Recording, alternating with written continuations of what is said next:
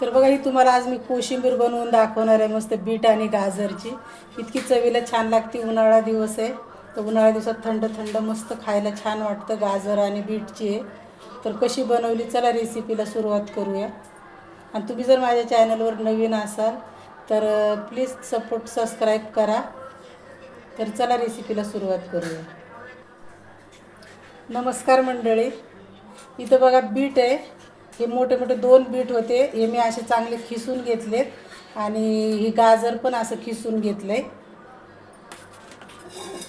आपण याला एका भांड्यात काढून घेते.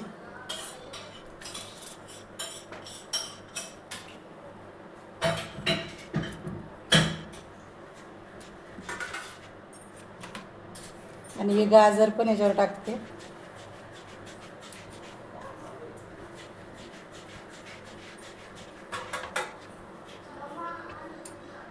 थोडीशी साखर आहे.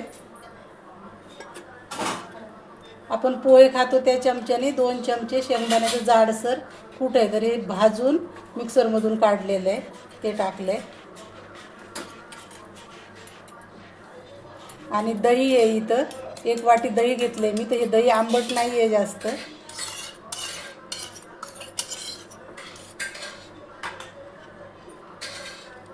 त्याला छान खालीवर मिक्स करून घ्यायचं.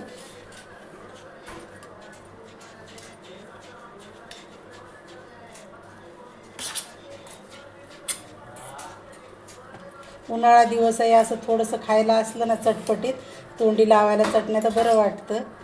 तर ही कोशिंबीर पौष्टिक पण आहे आणि चवीला पण एकदम छान लागते. बघा, तुम्ही दही नाही टाकलं, नुसतं तसं तडका दिला ना तरी पण ही खायला छान लागते.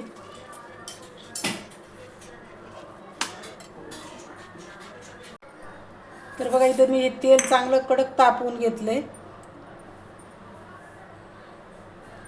तडक्यासाठी याच्यात थोडी मोहरी टाकायची, 4-5 हिरव्या मिरच्या आहेत, हिंग आणि कढीपत्ता.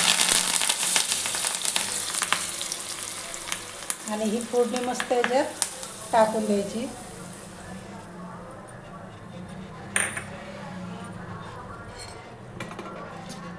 आणि सगळं मिक्स करून घ्यायचं. मीठ याच्यात जर तुम्हाला जेवताना ही कोशिंबीर करायची असेल ना तर मीठ लगेच टाकायचं, नाही तर मीठ थोड्या वेळाने टाकायचं. मीठ जर लगेच टाकलं ना तर पाणी सुटतं, म्हणून मीठ सगळ्यात शेवटी टाकायचं. थोडंसं चवीपुरतं मीठ टाकले.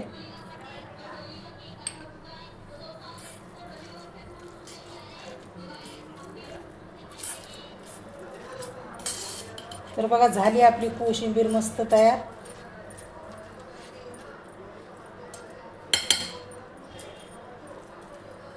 कशी वाटली रेसिपी नक्की कमेंट करून सांगा.